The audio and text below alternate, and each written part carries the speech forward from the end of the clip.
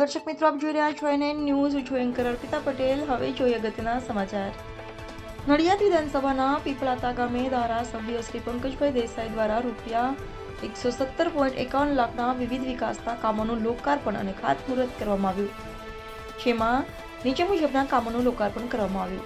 રૂપિયા 7 લાખના ખર્ચે નિર્મિત માંડવી ચોક ખાતે આંગણવાડી સર્વ શિક્ષા અભિયાન અંતર્ગત રૂપિયા 48.51 લાખના ખર્ચે 3 નવીન ઓરડા અને શાળાનું નવીનીકરણ. રૂપિયા 7 લાખના ખર્ચે નવનિર્મિત સતનાપુરા આંગણવાડી જિલ્લા આયોજન મંડળની ગ્રાન્ટમાંથી નીચે મુજબના કામોનું ખાતમુહૂર્ત કરવામાં આવ્યું.